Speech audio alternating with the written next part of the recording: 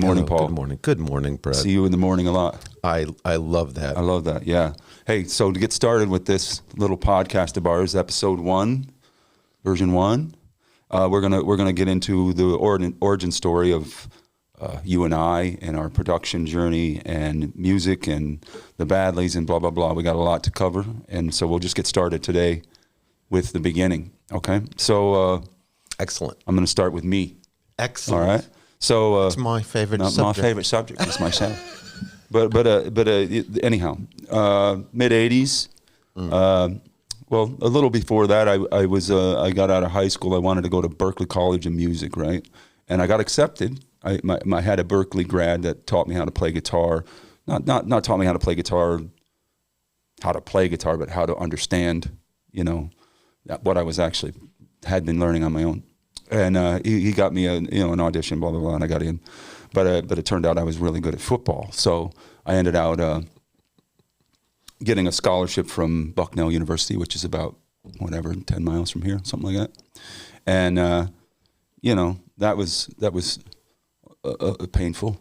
It was fun. I still keep in touch with a lot of my friends and my teammates and everybody, and I got lots of lifelong friendships. But that's a rough game. Well, it's a big commitment for commitment. Yeah. When you're in school, if you're like involved in like college sports, it's consuming. Next to the fun that everybody else is having. Yep.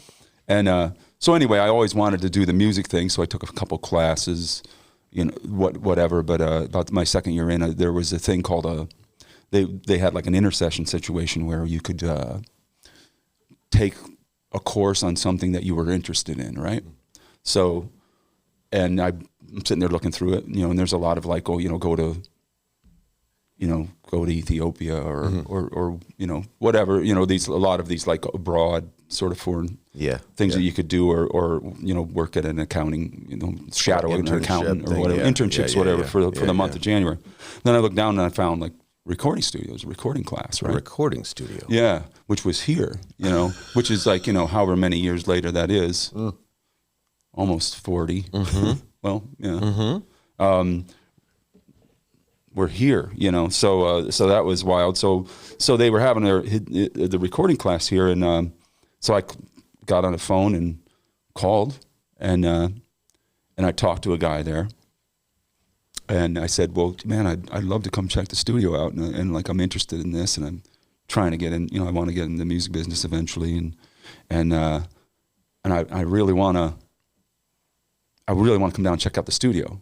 Mm-hmm. And so the guy says, yeah, sure, yeah, that'd be great, man. What are you doing tomorrow night? Right. And I was like, nothing. January, I'm not in college, I mean, I'm in college. I was at college, but we didn't have any classes. So I was like, well, nothing, that'd be great. He said, great, 7 o'clock, see you down here. So then I get up, then I get off the phone with him, and I call him back then, call him back like immediately, and I say, I don't have a car, and there was like no other way, there wasn't an Uber or anything like that. And he, no Ubers. And the guy on the phone goes, that's okay, I'll come get you. So he's like, I'll come get you and bring you down. I'm like, all right, that's cool. And that was actually Scott Berger, who was our good friend Scott Berger, who became the road manager and still does road management to this day with the Badleys. Yeah. But he was like a studio manager down here in engineering. Yeah. And offered to come get my ass up. That's the guy. It was super cool right there. Yeah, it was super cool. And he so I met him at Rook Chapel. Okay. In Lewisburg. I met him there, and he came up with his station wagon and took me down to here. Wow. And we checked the place out, and then I took a class and just flat out loved it. And then and it was funny, like in that class, like at the end of the classes, used to like record a song. And the guy that played keyboards on those sessions was, as I remember it, but the guy that played keyboards on those sessions was Brockett Parsons, who just played in the Super Bowl on Sunday. With Lady Gaga. Plays with Lady Gaga, yeah. Brockett was here. Brockett was here, yeah. Yeah. He's an elevated musician. He was unbelievable as a kid. Yeah, he was amazing. Yeah, I mean, it was like, but Yeah, he just like could solo like nobody's business, and we were all kind of, sloshing around trying to figure out our thing.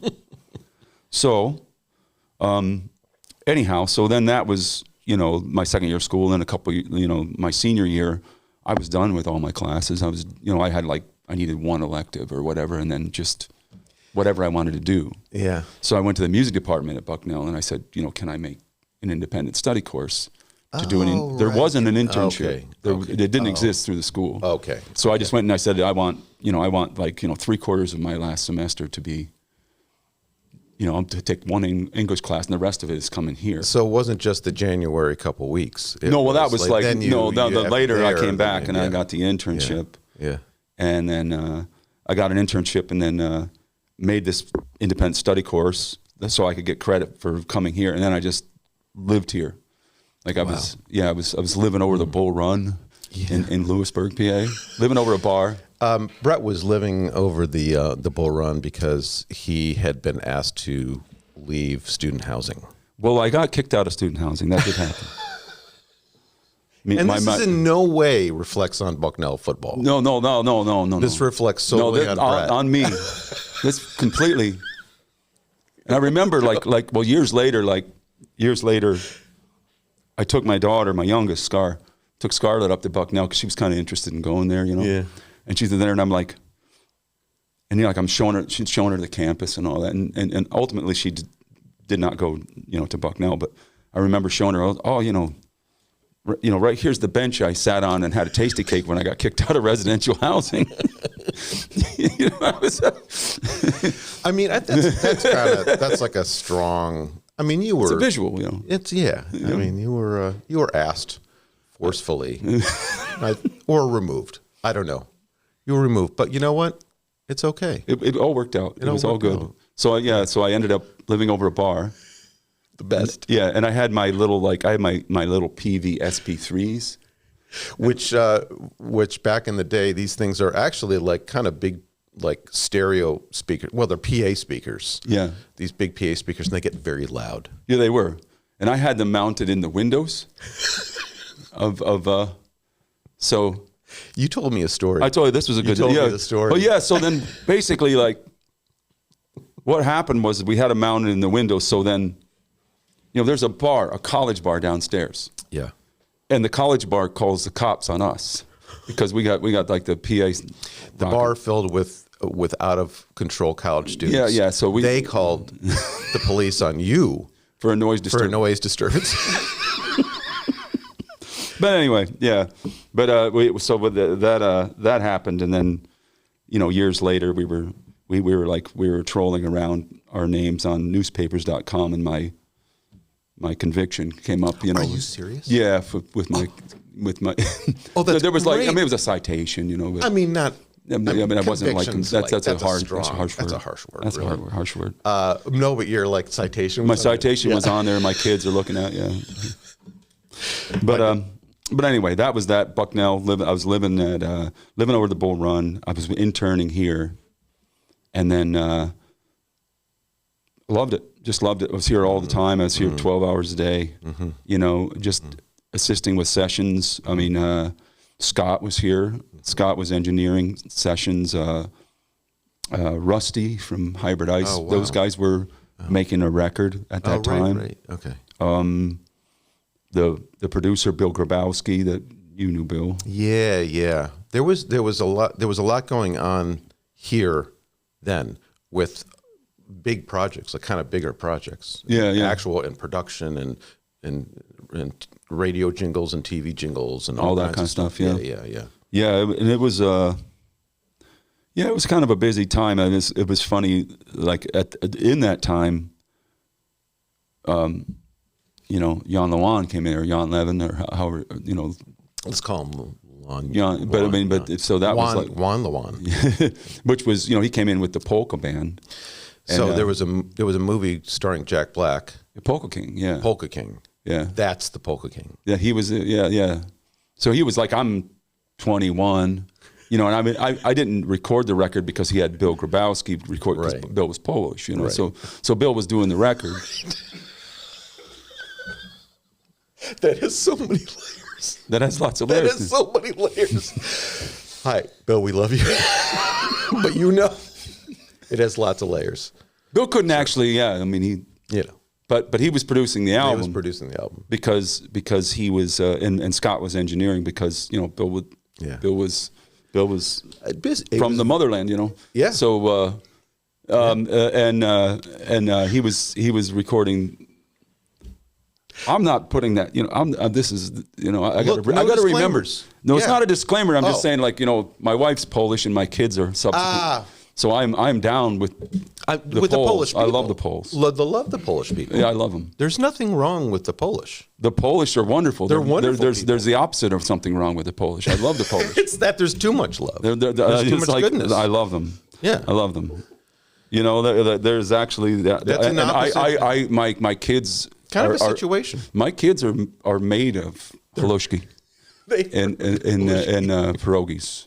As a side note, there was a bakery at one point that was owned by the Alexanders that was turning out authentic Polish, like line out the door Polish breads. Yeah, they were. Well, yeah, and a lot of the stuff around Easter, like Pascha. I mean, that's okay.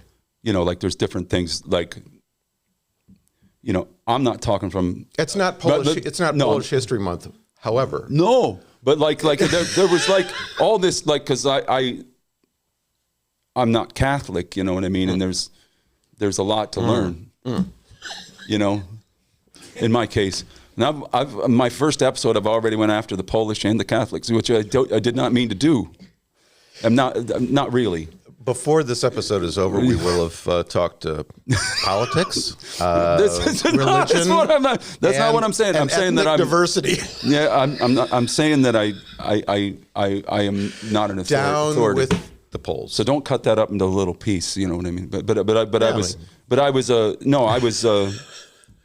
I'm not an authority. But my wife was raised Catholic. Yes. A Polish Catholic. Polish Catholic, yes. And she knows. What does this have to do? Things. Well, because we're non-disclaimering. We are talking about Polish. Well, I was yes. Yan Lewan. Yan Lewan. Back to Yan. Yan comes in, and he's doing a record, and I didn't record. I wasn't the engineer. I was the assistant or whatever. So I did a bunch of mixes and track mixes and things like that. They would do track mixes that they would have just the song with no vocals that they could put a cassette or CD in and sing along to it or whatever. Okay. Not that I don't know if he was doing that, but that was common practice at the time, which it still is, to have a track without the vocals on it. Yeah. So I did some of those, and some of those are still upstairs. And so, years later, I remember a guy, what was the name of I don't remember the name of the original documentary, but I was in the studio, and there was the guy that had produced the Yan Yan documentary was talking about, man, he said, I just wouldn't believe it. Ben Stiller's production company contacted me. You know what I mean? And really? Said, that was... Yeah, and that was and he said, and they loved this documentary that I did, and they're talking about making it into a movie. Oh, my word. And they're like, and the lead, Jan's part was going to be played by Jack Black. Yeah. And now this is something, I'm 21, and it's just a gig, I mean, there's no... Yeah. You don't think that's going to happen. It's like I've spent my life watching Jack Black on television. Right. I was not making the connection between Yan Lewan and Jack Black. Jack Black. Right. So I'm like, no way, and sure enough.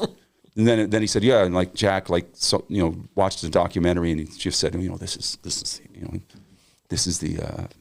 this is the role I was born to play, Seriously, and he did. He did. It was incredible. So a lot of these guys, like Nick, Nick Driscoll that comes in, I mean, played with all those guys. Oh, that are in Jan's band. Right. Okay, okay. But we went off the rails. We went sideways. But we went sideways. There's always Polish it can happen again. Yeah, no, it's okay. Really, I mean, I'm sure it's all fine. All right. I'm doing a lot of talking. I'm getting to you. No, you haven't entered the scene yet. Yeah. So, and I won't for quite a while. No, for very soon actually. So basically what happened was I did that internship. I graduated. I went home, hung out, played with my high school band like Ronnie and Benji, and Curtis and those guys for like a better part of the summer. Then it was like, well, I better do something with my life. I mean, I can't do that. So I got a, it was like that, which probably still exists. I don't know, like the Harrisburg Patriot News. I got a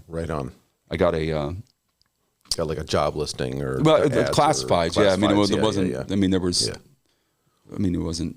I mean, there really wasn't any internet. No, there wasn't any at all. There wasn't at that time. I'm thinking of the year. You're like, yeah. So I got a classified section. It's very painful to talk about that. Yeah, it is that we grew up without the internet. Yeah. No internet. No. Anyhow, so then we so I got that, and I got a sales position or whatever it was in Harrisburg, and I thought, well, I'll go down there and I'll interview there, and maybe I'll move down to Harrisburg because I had several friends from high school that had moved down there, and so I thought, well, what would it hurt? I'll stop here on the way, I'll stop here. I mean, it's just on the way down. It was on the way, and I hadn't seen those guys and everybody here in a couple of months, so I stopped here, walked in the door, and I'm talking to Scott Berger and Bob, who was the owner of the building, and blah blah blah, and then the phone rings, and it's we had an intern that had interned while I was here and was like took the course and all that. His name was Steve, and Steve's uncle, Steve's uncle was Whitney Houston's accountant. Oh, for Whitney Houston, right? So Steve was a Susquehanna. Yeah, he was a Susquehanna student. He went to Susquehanna. Yeah. But he came here to intern. He came here to learn, music production and all that. Yeah. So Steve, I guess, was at the dinner table, whatever family dinner, and just heard his uncle say, well, Whitney wants to put a studio in her house. Oh. And he goes, well, those guys up there, design places. And that call came in that day while I was standing in the room. And by the way, this Steve is telling the story to his family about those guys design places. They really, Bob, he built this place. Yeah, he did. Yeah. But he hadn't. I mean, he was probably capable, but he hadn't really done a lot of it. Yeah, he just ended up being really good at it. Yeah. So anyway, you walked in the door. You walked in the door on your way to Harrisburg. Yeah. And Bob's like on the phone, like getting a call from this manager, accountant person. Yeah. Yeah. Saying that he won the bid to build Whitney Houston studio. Yeah. In her house. Yeah. Mendham. Right. Yeah. Yeah. New Jersey. So you were like standing there, and Berger's saying what? So Scott's like, well, we're all leaving to build this place. We need somebody to run this place. And that same day, and it was just more or less like, Bret, would you like to not go to Harrisburg and just pick up the afternoon sessions and then just stay here? Yeah. So no place to stay. No place. And I, of course, car packed with junk. Yeah. Ford Escort. Yeah. Ford Escort. Yeah. So I, of course, agreed to that. Yeah. You know what I mean? Of course. I mean, there was no other way to go. Didn't go to the interview. Right on. And I didn't go to the interview, and it's like. And you weren't calling them on your cell phone or texting somebody. No. It was like. That I didn't go. No. Didn't go. But that was like. They were disappointed. There were two, another detour. Okay? There were two interviews in my life, right? So the first one was that one, and I didn't make it, right? So then after like we had the studio and like you went to Susquehanna, you were working at the school. Yeah. And I like left Danville. the Danville location, and then lots of backstory. So I went up there and I kind of got myself in this situation where I was like, I don't know, maybe I should grow up and get a job, do something. So my buddy Alan Stout, right, calls me and says, well, there's an opening at the Times Leader. He worked for the Times Leader, which is Wilkes-Barre. Oh, I don't remember this. You don't know this story? No, because I thought this was VIA or something. No. Oh, it was at the Times store. It was at the Times Leader. And the Times Leader in Wilkes-Barre, PA. And Alan worked there at the time, right? And he still, I don't know if he still does things, but anyway, he worked there, and he said, there's an opening. Do you well, he just said there's an opening at the Times Leader. Do you want to interview for it, right? So I said, well, Yeah. Yeah. I mean, I got to tell you, Alan, I'm growing up, and I'm taking responsibility, and yeah, I will take that interview. Yeah. So I took the interview. I didn't even know this. You don't know this? I literally don't know this is the best part of the story. So it's coming up. My first interview was going to Harrisburg. Yeah. And I stopped here and got a job. And didn't go to that one. In the music. That was like really I'm in the music business. And I'm in. Right on. Yeah, so that was the beginning. Yeah. But then, I was saying like that was one of 2 interviews I ever had in my life. So the second interview was this, my buddy Alan is, I'm thinking, well, maybe I should enter the workforce normally instead of, running a studio and being, playing gigs and things like that. I should do something else. So Alan says, well, there's at the newspaper, there's a job opening, right? And, you want to interview for it, I know the guy, you can interview for it. I'm like, okay, I'll go down there. And I'll go down there and interview for it. So this is my second interview, right? So, so I go down. Guy comes, really nice fella, comes in,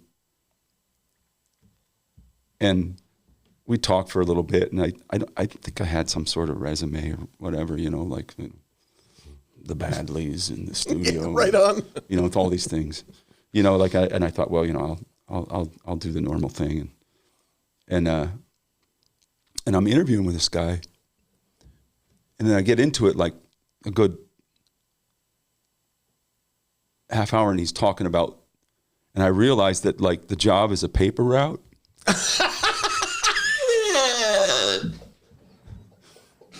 Now I'm like 42 at this point. That's the single best story. It's the single best Bret story I ever freaking heard.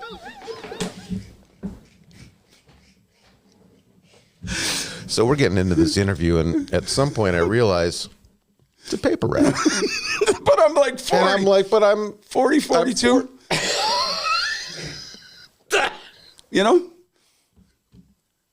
And I'm like, and he's kind of like, kind of like laying it out, and then he sees a look on my face, and he's like, "You don't want this, do you?" And I'm like, "I don't think so." I don't think I could do a paper route. I just don't know about that. I don't know about that. And he was like, well, it starts at like 4:30 in the morning, and I mean, yes, of course. Yeah. That was it. Oh. So that was my second interview. And maybe you give me a job. And this is the third interview. I don't know. That is spectacular. That is spectacular. That's a good story. That's a new story. It's a new story. So we just had a new story 40 years into our relationship. It's like my wife. She'll pull something out. Yeah, suddenly, something like, in 1993 really? You did that wasn't so cool. Oh no! Like a brand new fact about her. Oh, that I don't know. I'm like, really? No kidding. Yeah. Paper route. Yes. I love that, and I just got a new business plan. Anyway, I just came up with an idea. So, oh my God, true story. That's incredible. Okay, so we have to rewind back. Yeah, okay, so anyway, that was my second interview. Now I'm going back. Then you were here. Then I was here. You were here. Okay, back to after the first interview I didn't go to, then I got a job, and I was here. You were here, but everybody left. I mean, they left. Yeah. They went to Mendham, New Jersey. Yeah. They started building that space. Yes. And you were kind of here alone with Carrie. With Carrie. Yeah. Carrie Kerstetter. Yeah. And they just left the studio in your capable hands. It was incredible. Yeah. Who I've actually dealt with a client 15 minutes actually by myself. Right. Yeah. Fantastic. Yeah. So that I had it. So yeah. But then that was right at that point was I had mentioned, all these people came through, Doug Kennedy, who was in Isla Q, signed to Universal, you know, and an amazing guitarist, you know, and, you know, he came through. He was an intern here with us. And Doug was an intern too. Okay. He was an intern here. The Badleys guys all came through in that period. You know, Pete was in his college band. Jeff and Ron were in a band called Badley White, which was like the first. I was like the third guy to join the Badleys, and they were doing an EP, and I ended out, you know, mixing and playing on it, and blah blah blah. And then who else? Well, I mentioned Brockett. Then, you know, that brings us to you, because you maybe 6 months, 8 months in, to my work, your first job here. I remember Scott was here, and he said, "Oh, you know, we got a guy coming in from Lebanon Valley College," and he asked for information on the thing. The first thing I remember about you is that he asked for. Scott said, "Well, he asked for information on our automation system." You know, we're like, "What?" Like. You know, because I did? Yeah. Really? Yeah. But never would have thought of that. We never had like, you know, we never had an intern that interested in what actually happened here. You know, you have like musicians that want to hang out and they want to, you know, people that play and, you know, and do things like you have, you know, like a drummer or a guitar player or somebody that just wants to learn the process. And at this time, it's like there's no home recording. It's like it's the analog tape. Right. So anyway, so then somebody called and said, "Well, I want information on your automation." Right. Which sucked. Right. But we had automation, and you were asking for it, and we were like, is that actually a production person? Yeah. Do we want this guy actually? I don't know if we. I don't know. Yeah. So then that brings us to you, and I'll say one more thing. I remember your first day here. You came in, and you had that friggin' Ovation nylon string acoustic guitar. Yep. And he sits down in the control room right over there. And he starts playing like Ronnie James Dio, "Last in Line," right? It's an A minor. In A minor, yeah. And he plays the whole thing. And I am coming home. And we're like, oh, okay. He's a keeper. He stays. He stays. Yeah. You know. That first day. Anyway, there you go. I think I probably also had a Rockman with me. I definitely had one. I had one. So yeah. Yeah, that, you know, like that, this place, and like when you were the first person I met here, maybe Berger, but he just kind of threw me at you. Yeah. And it was like the first real studio I'd ever seen. I was just, you know, like just blown away at the whole kind of thing. And like you were only here for like months, really. Yeah, not a year. But no way. But you felt like you were just part of the whole thing. Sure. Like nobody would. You could have been here 10 years. You know, it was just. And I think that was because they literally left you, and you had to you and Carrie just had to figure it out. You know, like in terms of like schedule and what blah blah blah blah. You know, and then you did the work because you could do the work, and everybody loved it. And yeah, but, poor Carrie, because like we like guys like Doug and everybody would call into the studio, and I'd have clients in there, and it was like this ongoing joke. Like, you know, he would, like, people would call Carrie and say they were whoever. Right. So Carrie had to like intercom into the control room when I was working with clients. And it'd be like, the clients could hear this. The clients could hear this. Yeah, hear this. And it happened like dozens of times. So poor Carrie's like, "Bret, and Ernest Borgnine is on the phone." You know, so things like that, you know, and like everybody'd crack up, you know. But poor Carrie, she was like handled so it very well. Serious. Oh yeah, she's totally so serious because she didn't know who. She didn't know any of the names. She didn't know any names. Yeah. So but it was great. Yeah. Oh, she's a great girl. I like Carrie. She's the best. Yeah. But that was that like first day actually was amazing, and it was before all of this second half was built onto this. Yeah. Before, you know, and it was incredible. It was incredible walking there. So how in your case, like, I mean, probably the same thing, right? You're like the same, like, you know, growing up, learn how to play guitar, get in bands. I mean, you had like a sort of like you're down in like Camp Hill, so you're like on some level connected to the Poison guys, right?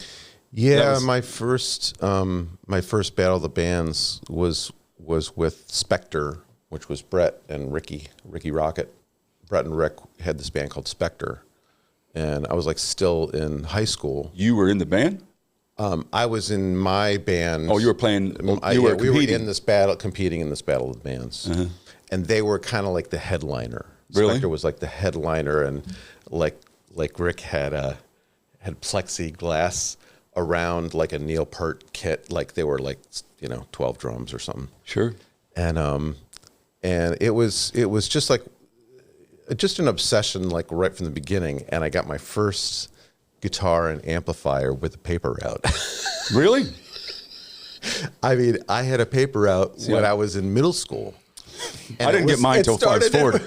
It started at 4:30 in the morning, and it was an $800 loan. I got, like, my dad co-signed, and I paid off the $800 loan with the paper out. Really? Yeah, and that was like my first. And then I would carry that stupid amp and guitar to like blocks and blocks to like my friends' houses to play and stuff. Yeah, so it was obsession. Is that red one? The red guitar. You had that red guitar. You know what? It was a Gibson Les Paul. Okay. I don't know if I knew that. They had a weird series: the Paul, the Flying G, the SG, or the Flying V, the SG, and they were all very plain, kind of a dark wood with no finish and no, and so they were really cheap. So I went down to Big Z's Music in York and got a PV Artist 120 tube amplifier and a Gibson Les Paul. Yeah. And that was kind of the beginning. And I had no idea. You're listening to Queen. Yeah. You're listening to Queen, and then the 80s, like Def Leppard. And you're like, what? How does that work? What are those sounds? My first amp was like a Yamaha, like G212 or something like that. Mm-hmm. And a Fender Strat and a Tube Screamer. Mm. And I was like, and I went through like, that's maybe 14 to, and I remember going from there till like 30 years old. And we have a record deal and we're in New Orleans and we're playing, and I've like bought 18 different amps and rigs and everything, trying to get things to sound good. Yeah. We walk in, we're playing with Greg Allman. We're playing with Greg Allman, and like, I forget like his guitarist name, but it wasn't. He was kind of the Dickie Betts character. Yeah. But anyway, he like, and I'm like up there, and I'm like, holy crap, man, this guy's unbelievable. He's amazing, and he has my original rig. It was a black Strat, a Tube Screamer, and that Yamaha solid state amp, which is kind of like a Fender Twin. Yeah, loud, big, clean. It was sounded amazing. Sounded amazing. And I realized all these years it was me. So it was the reason I sounded like shit was totally my own fault. It was me. That's what I tell myself all the time. And I kept buying stuff. I know. You kept buying stuff. You kept buying stuff. I'd like to apologize. I'd like to take a moment and look at the camera and apologize to my family. You kept buying stuff? So, it was growing up, I think for both of us, like you wanted to do music so bad. You wanted to probably learn how to do the band thing and write these songs. Yeah, that was it, yeah. I wanted to, why did REO Speedwagon's record sound like this? Yeah. Why does Ozzy Osbourne's record sound like that? What is that? What is that thing? So that was at like age 15 and really. Stuff like so like the production thing was like, I mean the audio side is from the beginning. Side, yeah, and you know that you need to play those things, but I couldn't play those things, so that was a little bit off the table for me. Right. I just wanted to know like how do you get all that stuff? Really. So I mean, I'm proud of being mostly instrumentally a bass player, mostly because of just all the stuff we've done over the years, but I didn't really have like an amazing pocket in any instrument. Yeah, I understood it all, but I didn't have the chops. Yeah, so that was more the focus, and that's why I was like, the studio here had this huge console with an automation system. Yeah, albeit like wonky. Yeah. but it was like, like magical for me. Sure. So like, just as those songwriting stuff is like always magical to you because you understand the process. Yeah. That kind of sonically thing. Yeah. Sure. Yeah. I mean, when I was a kid, kind of what you said, you couldn't pull off whatever as a guitarist. Yeah. Like all my friends, and they all want to be, at that time would have been like probably Eddie Van Halen. Yeah. Eddie Van Halen. Yeah. or something like that. And like, I had no understanding. Like, so I was listening to bands that were, that had been broken up for 15 years the already. Guess Who. The Guess Who or the like Creedence. Right. And I'm like, well, this is something that I feel, you know what I mean? I can feel this real kind of classic blues-based vibe, and song-based, or like early, I remember like Springsteen, The River, that real early kind of like, there really wasn't Americana, or that term wasn't being used at the time, but it was kind of like that, it was a little, and there was like songwriter, there's some country elements in there, some rock elements in there, soul elements, things like that. So I gravitated to that real early on, as far as, wanting to be more on the writing side, and, and I like, I love great guitar players and just great songs mostly. That's kind of first and foremost in my world. I mean, at the end of the day, like all good records come down to it's only song and arrangement. Arrangement is like the biggest part because it's like, well, the arrangement is like the arrangement of instruments, but the sounds of the instruments, what instruments, the people playing the instruments, the sonic arrange, the thing, it's all just arrangement. And that's a big thing that is difficult to do. Right. And you were thinking about that really early. Yeah. And I think for audio people and audio engineers, they come to it, they understand sonic arrangement, but the motivations and the culture behind that, how do you build that song thing? Yeah. I didn't understand that at all. So it's like a long learning curve for me. But it's really, but all you knew that it was magical, and that's all you wanted. All you wanted to do. Sure. And you and I ended up both being crazy enough to keep, as all of our heroes and all of our peers and, do to keep going and learn it. Yeah. And that's been that's been it. That's chapter 1, right? That is chapter 1. That's the origin. That's story. the origin. Yeah. Origin story. We're good. This podcast was produced by Stone State Entertainment.